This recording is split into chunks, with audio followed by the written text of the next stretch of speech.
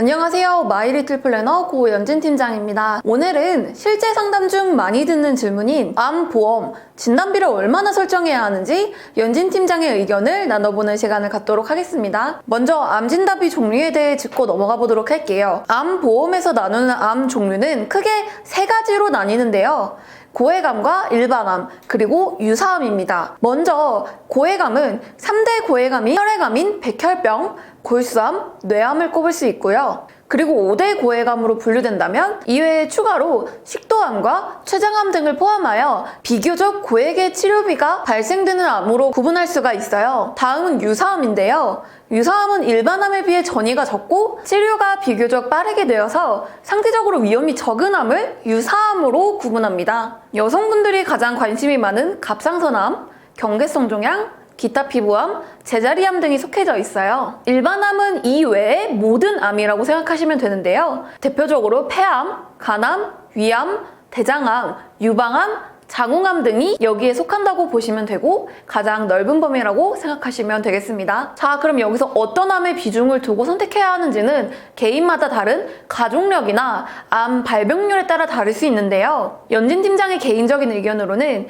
유사암에 비중을 조금 더 두고 상품을 선택하시는 것을 조금 더 추천드리고 있습니다. 그 이유는 유사암에 속하는 갑상선암, 경계성종양, 기타 피부암, 제자리암 이외의 모든 암은 일반암에 속해 있기도 하고 유사암의 경우 보험사 상품마다 정해져 있는 한도가 일반암에 비해 낮기 때문에 이 유사암을 얼마나 준비할 수 있느냐에 따라 상품 선택지가 갈릴 수 있기 때문이에요. 여기서 또 궁금한 점이 하나 생기죠. 바로 암보험 가입, 어떻게 해야 똑똑하게 후회 없이 가입할 수 있을까? 입니다. 우리나라의 암 발생률은 여성과 남성 각각 발병률 순위가 다르게 나타나고 있어요. 2019년도 국가암 등록 통계에 따르면 여성의 경우 발병률 1등은 유방, 2등은 갑상선, 3등은 대장 순이고요. 남성의 경우 1등은 폐, 2등은 위, 3등은 마찬가지로 대장입니다. 여기서 여성의 경우 발병률 2등이 바로 이 유사암에 속해 있는 갑상선암이죠.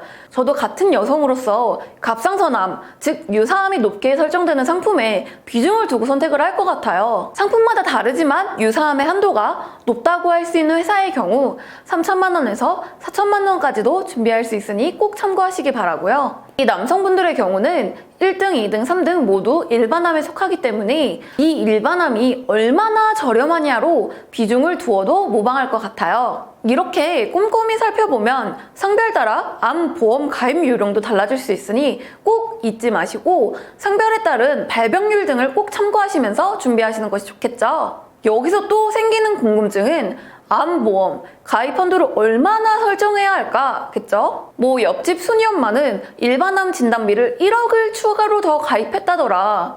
뭐 아니면은 옆집 철수 엄마는 암보험이 너무 비싸서 유지가 너무 버거워져서 일반암 진단비를 한도를 3천으로 낮췄다더라. 이렇게 개인적인 경제 사정에 따라 다 다를 수 있기 때문에 명확한 기준을 잡아드리긴 어렵다고 생각합니다. 하지만 보통 일반암 진단비는 3천만 원에서 5천만 원 선으로 준비하시는 경우가 많고요. 유사암 진단비는 1천만 원에서 3천만 원 정도로 준비하시는 것을 많이 선호하시는 것 같습니다. 앞서 말씀드렸듯 경제 사정이나 가족력에 따라 일반암 진단비를 더 높게 설정하시거나 반대로 낮게 설정하시는 분들도 계시기 때문에 내 사정에 맞추어서 암보험을 준비하시는 것이 좋겠습니다. 자, 이렇게 어느 정도 암보험에 대해서 기준점이 잡히셨을 거예요.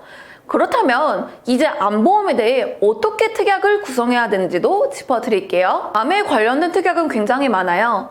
암 진단비를 들을 수도 있겠고 암 수술비, 항암 치료비, 암 입원 일당 등등 처음이라면 어떻게 구성을 해야 할지 정말 막막하실 수 있는데요. 우선 가장 중요한 담보는 역시 암 진단비입니다. 암 진단비는 진단만 받는다면 보장을 받을 수 있지만 이외의 특약은 진단 이후에 보험 사고가 발생해야만 받을 수 있기 때문이에요.